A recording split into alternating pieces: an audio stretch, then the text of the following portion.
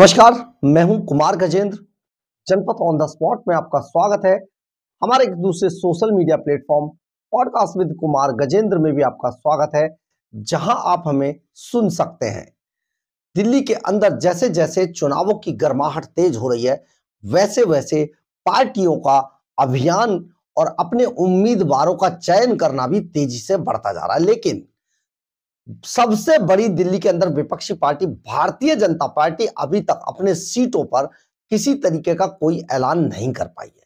दरअसल है क्या, जो हमारे सूत्र बताते हैं कि पिछले दिनों अमित शाह दिल्ली की उम्मीदवारों की लिस्ट देखकर बहुत नाराज हो गए थे।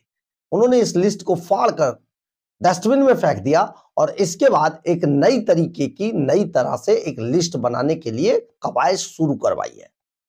बड़े नेताओं को इसकी जिम्मेदारी दी गई है और सभी नेता अपने अपने स्तर पर इन लिस्ट को तैयार करेंगे। कुछ डायरेक्शन भी दिए गए हैं कि इसके अनुसार लिस्ट में समावेश किया जाए उम्मीदवारों का चयन करते हुए।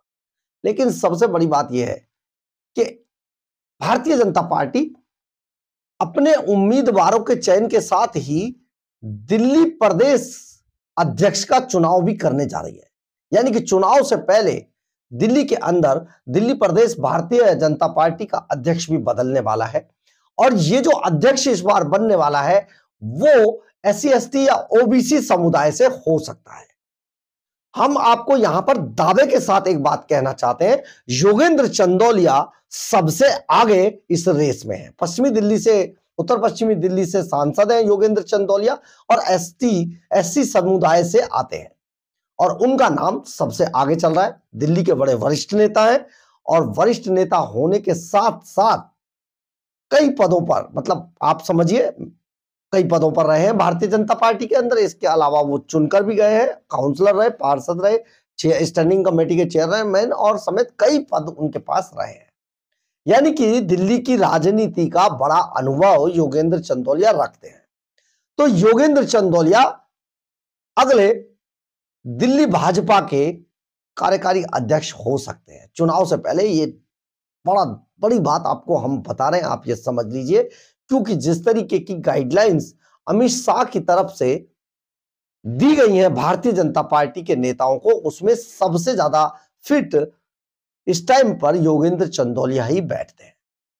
तो योगेंद्र चंदोलिया दिल्ली भाजपा के अगले बड़ा चेहरा, यानी कि अध्यक्ष पद की कुर्सी पर अध्यक्ष हो सकते हैं। तो ये एक बड़ी बात है। लेकिन सारी चीजें अगर छोड़ दी जाए तो और भी कई नाम है जिन पर चर्चा चल रही है। हालांकि योगेंद्र चंदोलिया से बहुत पीछे है ये नाम। और दूसरा, किस तरीके से पूरी बाजी पलटी जाएगी आपको हम इस बारे में भी बताते हैं। दरअसल इन दिनों आगामी दिल्ली विधानसभा चुनाव के मद्देनजर 70 उम्मीदवारों की लिस्ट फाइनल करने में जुटी हुई है भाजपा। अब दोबारा से इसकी लिस्ट बनाई जा रही है, क्योंकि पिछली लिस्ट में काफी संख्या में जो दिल्ली के अंदर पार्षद थे उनको उम्मीदवार बनाकर आगे लिस्ट बढ़ाई गई थी। अमित शाह इस पर बेहद खपा हुए और उन्होंने इसे फाड़कर फेंक दिया। दोबारा से उनको कुछ गाइडलाइंस, कुछ आदेश दिए गए और उसके हिसाब से काम करने के लिए कहा गया। तो अब उसी पर काम हो रहा है। लेकिन साथ ही पार्टी राज्य के नए बीजेपी अध्यक्ष पर भी गौर कर रही है। माना जा रहा है कि प्रत्याशियों के साथ ही पार्टी राज्य के नए बीजेपी अध्यक्ष का नाम भी घोषित कर सकती है। सूत्रों के अनुसार SC ST या OBC समुदाय के व्यक्ति को कार्यकारी अध्यक्ष बनाया जा सकता है। इसके जरिए पार्टी का मकसद डैमेज कंट्रोल करना है, क्योंकि संसद में हाल ही में अंबेडकर के मुद्दे को लेकर बहुत बवाल मचा है। हालांकि दूसरी जो विपक्षी दल है, खासतौर पर केजरीवाल जैसे लोग, उन्होंने इस मुद्दे को बीच में से 15-16 सेकंड का एक वीडियो काटकर इसको उठाने की कोशिश की है। इसमें ज्यादा दम नहीं है, लेकिन फिर भी जो भारतीय जनता पार्टी है वो एक बार फिर से एक बड़ा काम करने जा रही है। इंडियन एक्सप्रेस के अनुसार बीजेपी दिल्ली इकाई की कमान SC ST या OBC समुदाय के एक वरिष्ठ नेता को सौंप सकती है। पार्टी के एक सूत्र ने कहा, पार्टी के अंदर धीरे धीरे इस पर विचार शुरू हो रहा है, मजबूती से विचार विमर्श हो रहा है कि SC ST OBC समुदाय का नेता जो दिल्ली का लोकसभा सांसद भी हो सकता है, कोई कार्यकारी अध्यक्ष नियुक्त किया जाना चाहिए, क्योंकि वर्तमान राज्य प्रमुख वीरेंद्र सचदेवा भी चुनाव में उनकी उतरने की संभावना है, यानी कि वो खुद भी टिकट मांग रहे हैं। तो ऐसे में भारतीय जनता पार्टी को एक बीजेपी अध्यक्ष की जरूरत पड़ेगी। फिलहाल यह अध्यक्ष जैसे वीरेंद्र सचदेवा को बनाया गया था, कार्यकारी अध्यक्ष होगा और इसमें सांसद होगा। तो इस हिसाब से आप समझिए, पार्टी के एक दूसरे सूत्र ने कहा कि कुछ वरिष्ठ नेताओं के अलावा चुनाव से जुड़ी गतिविधियों को दिल्ली को हमारे 7 सांसद भी संभाल रहे हैं।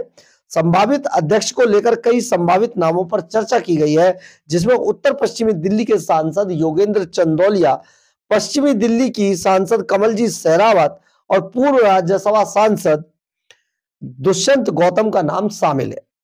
सहरावत जाट समुदाय से है, जिसका आबादी के लिहाज से दिल्ली में काफी दबदबा है। इसके अलावा ये दिल्ली में रहने वाले सबसे पुराने समुदाय में से एक है। गौतम भाजपा के राष्ट्रीय उपाध्यक्ष हैं और पूर्व राज्यसभा सांसद हैं। वहीं चंदौलिया अनुसूचित जाति समुदाय से आते हैं। पार्टी नेता के अनुसार कई सीटें ऐसी हैं जहां चल रहे सर्वे और पिछले चुनावों में पार्टी के वोट शेयर के आधार पर हम मजबूत स्थिति में हैं। इसके अलावा हमें उन नेताओं को भी समायोजित करना है जो लोकसभा चुनाव और हाल फिलहाल में दूसरे राज्यों से हमारे यहां आए हैं, दूसरे दलों से हमारे यहां आए हैं। ऐसे कई नेताओं की उन सीटों पर अच्छी पकड़ है जिनका वे प्रतिनिधित्व करते रहे थे और उन्हें आपके प्रमुख मौजूदा विधायक या मंत्रियों के खिलाफ मैदान में उतारा जा सकता है। तीसरा कारण, कुछ सीटों पर विकल्पों की कमी है। सूत्रों के अनुसार प्रधानमंत्री नरेंद्र मोदी की अध्यक्षता वाली भाजपा की केंद्रीय चुनाव समिति इस हफ्ते उम्मीदवारों के नामों की घोषणा से पहले उम्मीदवारों की महत्वपूर्ण और अंतिम समीक्षा के लिए बैठक कर सकती है। यानी कि आप ये समझिए कि अब दिल्ली के अंदर अध्यक्ष पद की दौड़ भी शुरू हो गई है। अभी भारतीय जनता पार्टी की तरफ से पहली लिस्ट भी विधानसभा उम्मीदवारों की नहीं आई है, उन पर मंथन चल रहा है। एक बार फिर से नए सिरे से इन नामों को समायोजित किया जा रहा है लिस्ट के अंदर और पूरी लिस्ट को दोबारा से रिकंस्ट्रक्ट किया जा रहा है, जैसा कि आदेश गृह मंत्री अमित शाह की तरफ से मिला है। लेकिन उससे पहले सबसे बड़ी बात यह है कि प्रदेश अध्यक्ष का बदला जाना बड़ी बात है। अब सवाल यह पैदा होता है कि कौन होगा अगला बॉस, यानी कि बीजेपी अध्यक्ष। तो आप समझिए योगेंद्र चंदौलिया सबसे ज्यादा फिट बैठते हैं फ्रेम के अंदर, बहुत बड़ी जिम्मेदारी उन्हें मिलने वाली है।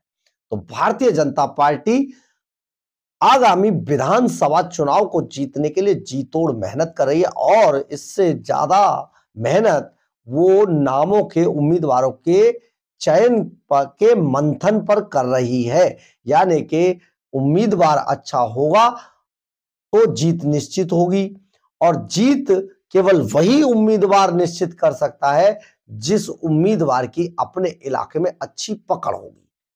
अब पार्टी को ऐसे किसी भी नेता से कोई परहेज नहीं है जो उन्हें जीत दिला सके। यानी कि किसी भी पार्टी से टूटकर भारतीय जनता पार्टी में आया हुआ हर नेता को इस बार भारतीय जनता पार्टी टिकट देने जा रही है, क्योंकि बीजेपी को इस बार दिल्ली चाहिए। यही कारण है कि अमित शाह खुद दिल्ली के चुनाव को इस बार बहुत व्यवस्थित ढंग से कराना चाहते हैं, ताकि भारतीय जनता पार्टी अपनी सरकार बनाने के अलावा अरविंद केजरीवाल को राजनीति से निकालकर बाहर फेंक दे।